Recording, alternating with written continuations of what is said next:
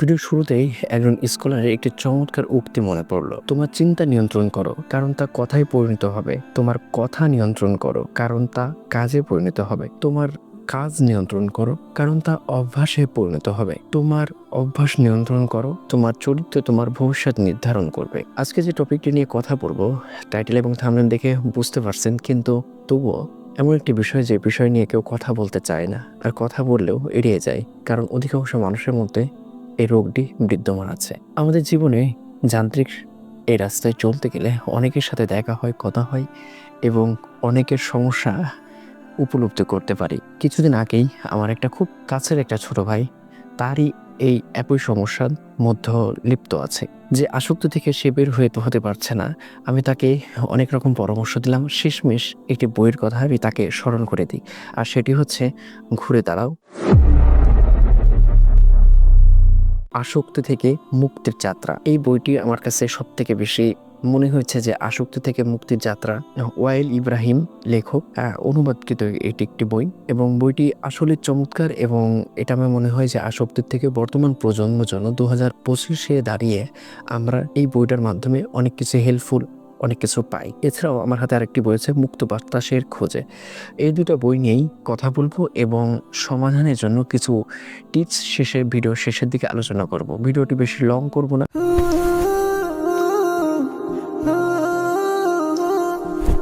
প্রথমত এই বই দুটা কাদের জন্য? এই দুটা বইয়ের মধ্যেও একটি বই সকলের জন্য না, সেটি হচ্ছে আমার হাতে ডান হাতে যে বইটি, এটি সকলের জন্য না। সকলের জন্য বলবো এটি ঘুরে দাঁড়াও, আসক্তি থেকে মুক্তির যাত্রা। এই বইটি, এর কারণ হচ্ছে এই বইটি আপনাকে একজন বাবার ভূমিকা পালন করবে। আসক্তি থেকে মুক্তির উপায় বা ঘুরে দাঁড়াও এই বইটি বাবার ভূমিকা কেন পালন করবে? বাবা যেমন খুব চমৎকারভাবে উপদেশ দেয়, কথা বলে, এভাবে চলো, ওইভাবে নয়, ওইভাবে করো, এভাবে নয়, ওইভাবে দাঁড়াও, ইত্যাদি ইত্যাদি। তো এইটাই, এই ঘুরে দাঁড়াও বইটি আপনাকে বা আপনার জীবনকে বাবার একজন দায়িত্ববোধ তৈরি করবে। অন্যদিকে মুক্ত বাতাসের খোঁজে এই বইটি তাদের জন্য নয়, যারা ঘুরে দাঁড়াও বইটি যাদের জন্য সাজেস্ট করলাম বা যারা এই বইটি পড়তে পারেন। এই বইটি তাদের জন্য যারা এই বইটি পড়ার পরে সকল আসক্তি থেকে বের হওয়ার পরে কিছু ঐতিহাসিক জানার এবং কিছু বিষয় আপনার মাঝে কোশ্চেন থাকে, এবং এগুলো কোথা থেকে আসলো, কিভাবে আসলো, ইত্যাদি ইত্যাদি, তাদের জন্য এই বইটি। তো প্রথম যে বিষয়টা, ঘুরে দাঁড়া বইটি, এটি হচ্ছে যারা আসক্তির মধ্যে ডুবে আছে।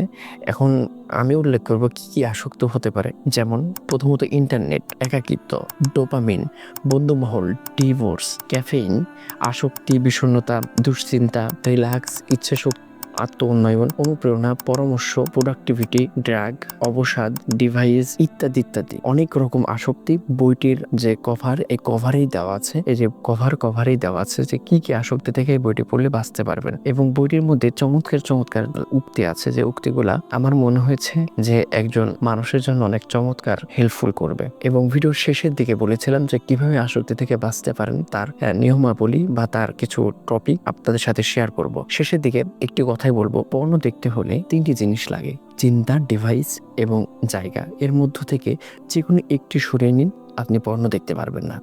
প্রথম হচ্ছে চিন্তা। আপনার মাইন্ডের মধ্যেও যদি সব সময় এই বিষয়টা বিরাজমান থাকে যে আপনি মানে যেদিকে তাকান না কেন, একটা বৃদ্ধা নারীকে মহিলাকে দেখলেও আপনার মাইন্ডের মধ্যে যদি খারাপ চিন্তা ধারণ করে বা লালন করেন, তাহলে আপনি এই জায়গার থেকে বেরিয়ে আসতে হবে।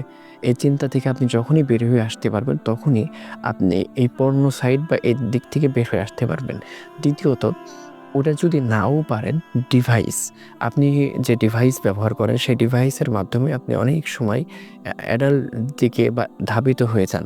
যেমন একটা অ্যাড আসলো, খারাপ একটা অ্যাড, এই অ্যাড দেখে আপনার মাথার মধ্যে ওই যে প্রথম যে বিষয়টা, চিন্তাটা আপনার জাগ্রত হবে আবার। এবং তৃতীয় হচ্ছে জায়গা। যখনই আপনি একাকিত্ব থাকবেন, তখন আপনার এই জায়গাগুলো এখানে গ্রাস করে নিবে। এই জন্য সবশেষে যেটা মনে হয় যে এই 3টা জিনিস থেকে যখন আপনি বের হয়ে আসতে পারবেন, তখনই আপনি এই সাইড থেকে দূরে আসতে পারবেন।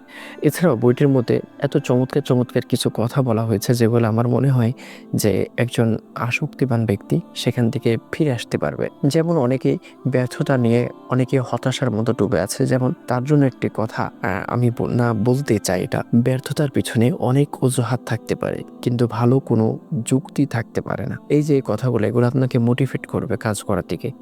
আর সবশেষে বলবো যে একটি অ্যাপসের নাম যেটা আমি ভিডিওর পাশেই দিয়ে দেওয়ার চেষ্টা করবো, এই অ্যাপস আপনি ব্যবহার করবেন, এই অ্যাপস থেকে আপনি কিছুটা হলে হেল্পফুল পাবেন। যেমন আপনি এটা ভাবলেন যে আমি 3 দিন কোনো রকম খারাপ আসক্তির মধ্যে থাকবো না, তো ওইখানে সিলেক্ট করলেন, আপনার সেকেন্ড, মিনিট, ঘন্টা এভাবে উঠবে।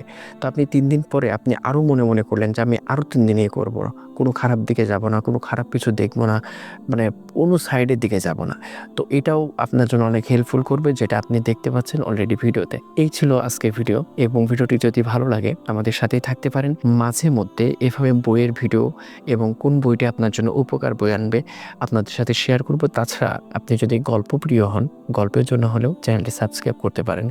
জীবনবোধ জাগ্রত করতে আমাদের সাথেই থাকতে পারেন। আমাদের অন্যান্য প্ল্যাটফর্মগুলো ভিজিট করতে পারেন। ততক্ষণ ভালো থাকবেন, সুস্থ থাকবেন। আল্লাহ হাফেজ।